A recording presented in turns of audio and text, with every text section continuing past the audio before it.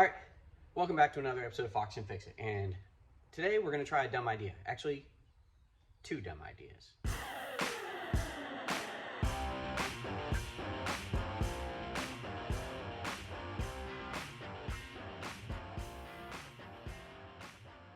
So last night at work, I was sitting there thinking what to do with one of my broken smartphone car holder things that's a magnetic base. And I came up with a couple ideas. And I woke up and decided still we should probably try them, so that's what we're gonna do. So we're gonna try to do a couple different things with some magnets today.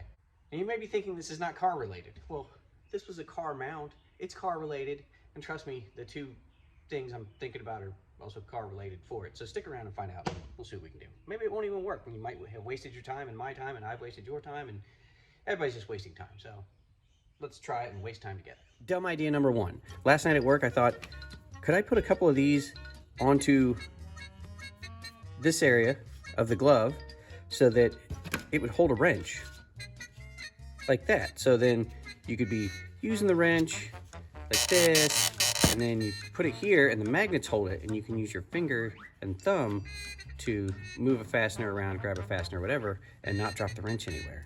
So first thing I think we want to do is we're going to JB weld two of these magnets onto here. I don't think it'll take more than two. I think that should be plenty. One would probably be one-y, but one would be one-y. One would be plenty and one-y. But we're gonna do two so it's more stable, at least in theory, in my head. And does JB Weld work on leather? I guess that's a question we're gonna find out today. All right, let's mix it up.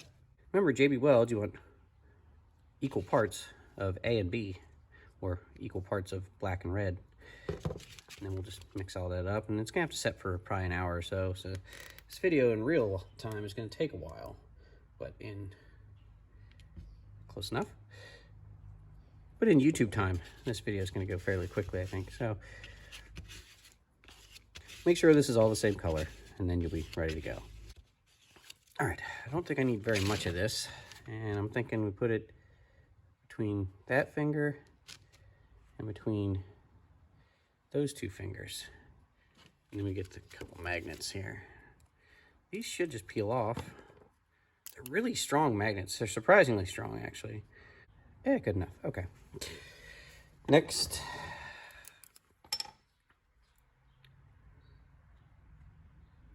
Okay, smush it down in there. There's idea number one. That's gonna have to dry. We'll come back to that one in a little bit. Idea number two. Two. Doesn't really matter which hand. It'll work either way. Is I'm going to make my own telescoping magnet. Telescoping. I don't know, it's one or the other. But my problem with these is they don't bend at all side to side, at least not intentionally. Once you've done that, you've ruined them. And my idea is I'm gonna take this old piece of brake line that's still flared at one end, and I'm gonna put the magnet on that one end and JB weld that in place, and then I'll have a bendy magnet. But I'm also going to sleeve it in some rubber on the outside so that I can put like 5/16 or 3/8 around the outer edge to maybe help stabilize it and keep it from touching metal things and shorting out, since it's a little bit stiffer material. So let's JB weld this magnet onto the end of this brake line real quick before all this sets up. Oh, look at that. It's like a little cup that just wants to hold all of that JB weld. All of that right there. Oh, look at that. And this magnet's not really going to matter north to south. It wants to go on the end of that, so we'll say that it goes that way. And then we'll add a little bit of JB weld around the back side here. Make this a nice, strong seal, allegedly. There we go. Magnet faces. Nice and clean. So we'll let this set up, and we'll come back to it and slide the rubber hose on, and then the other hose on that, and then we'll see how these experiments turned out. Make sure that you prop this up so that JB weld can dry. Just like that. Perfect. All right, we'll be back. And we're back.